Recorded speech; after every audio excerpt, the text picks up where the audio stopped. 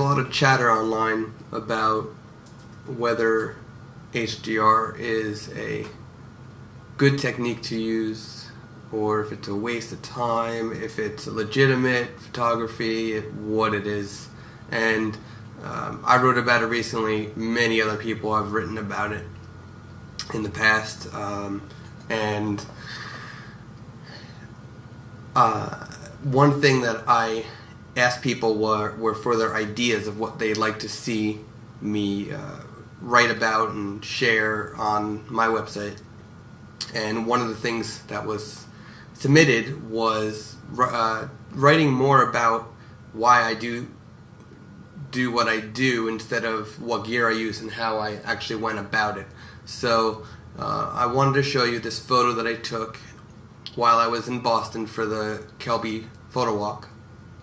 And we stopped at the Christian Science Center because I wanted to take a shot at the reflection pool. And when I was going to school in Boston many years ago, I used to spend a lot of time at the reflection pool, and I wanted to get a good shot of it. So we did go to the reflection pool, as you can see in this photo, and I was standing dead center of the reflection pool, so I can get the full length and everything surrounding it. I did not want the sprinklers with all the kids running through it, which would be behind me, so I went in the direction that you're seeing. And you can see there's people walking by, and I don't think you can see, yep, you can see there's actually a RC boat in the middle of the water as well that some kid is playing with.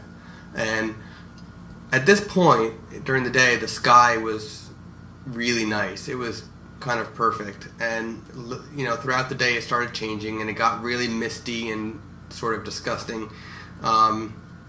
but I wanted to get a really nice shot of everything exposed perfectly, and I figured the way to do it would be to do an HDR, and I believe I did 13 exposures in the final image that I got for the HDR, and I wanted all the details, so I did very small increments in between using the promote control. So you can see, starting from this file, going all the way to here, it's even more than 13, it looks as though, and it's a lot of files, and it did capture the complete dynamic range of the scene, and I was able to go from an image like this where the water is sort of dark and the people are dark and the trees are sort of dark over here, and instead of me going through in Photoshop and lightening and darkening and dodging and burning and doing that, I decided to go for the HDR technique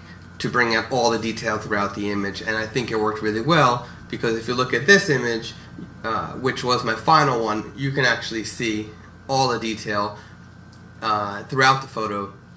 The sky has nice contrast and depth to it, and the buildings are very detailed. The water is smooth.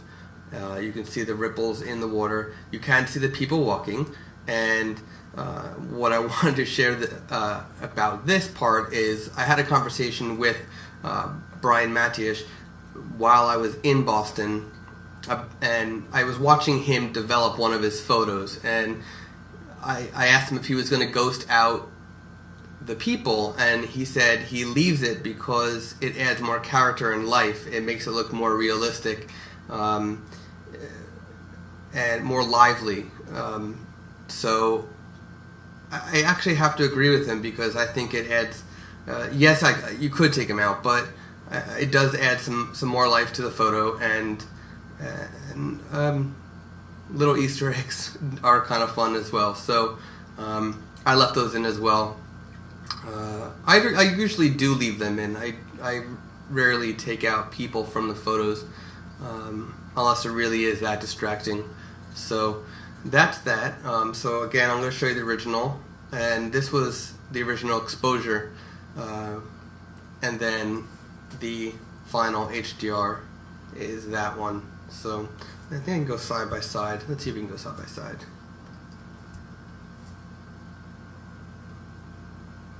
There we go. So before and after, obviously swapped, but swatch those. Before and after, left and right. So that's why I did it, and I hope you enjoyed it.